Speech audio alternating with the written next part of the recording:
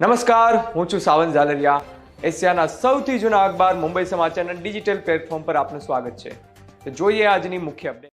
ઉત્તર પ્રદેશના જોનપુરમાં encounter. Special task ફોર્સે કુખ્યાત ગુનેગાર સુમિત કુમાર ઉર્ફે મોન્નુ ચવન્નીને ઠાર કર્યો. મોન્નુના માથે 1 લાખ રૂપિયાનું ઇનામ હતું. યુપી અને બિહારમાં કુલ 23થી વધુ કેસ નોંધાયેલા હતા. અમેરિકા સ્થિત શોર્ટ સેલર ફર્મ હિન્ડરબર્ગ રિસર્ચને સેબીએ 100 કોઝ નોટિસ પાઠવી.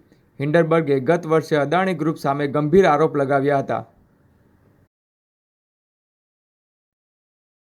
ભાગેડુ ઉદ્યોગપતિ વિજય માલ્યાની મુશ્કેલીઓ વધી. સીબીઆઈ કોર્ટે ₹180 કરોડના લોન ડિફોલ્ટ કેસમાં બિનજામીનપાત્ર વોરંટ જાહેર કરી.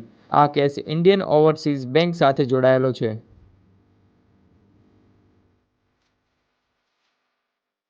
ધર્મ પરિવર્તન અંગે અલ્હાબાદ કોર્ટની ગંભીર ટિપ્પણી. કોર્ટે કહ્યું, જો ધાર્મિક મેળાવડામાં ધર્મ પરિવર્તનનો સિલસિલો આ રીતે જ ચાલુ રહેશે તો એક દિવસ ભારતની બહુમતી વસ્તી લઘુમતી બની જશે. અમેરિકાના પૂર્વ રાષ્ટ્રપતિ ડોનાલ્ડ ટ્રમ્પને મોટી રાહત.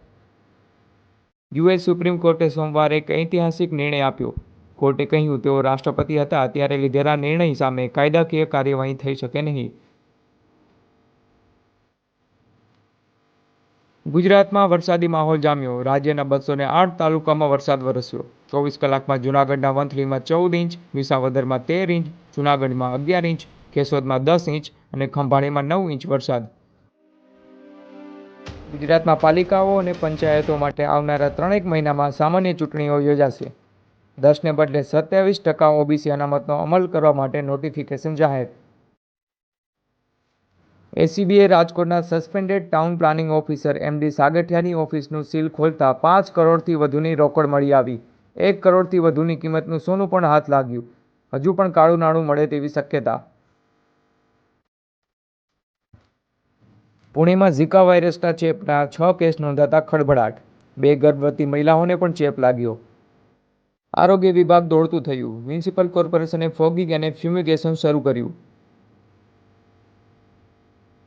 5 ટી20 મેચની સિરીઝ રમવા માટે યુવા ભારતીય ટીમ વીવીએસ લક્ષ્મણ સાથે ઝિમ્બાબ્વે માટે રવાના થઈ. બીસીસીઆઈએ શેર કરેલી તસવીરોમાં વીવીએસ લક્ષ્મણ, રિયાન પરાગ, અભિષેક શર્મા, તુષાર દેશપાંડે પ્લેનમાં બેઠેલા જોવા મળી રહ્યા છે. આવા જ મહત્વના અને રસપ્રદ સમાચાર મેળવવા માટે મુંબઈ સમાચારને અત્યારે જ ફોલો કરો.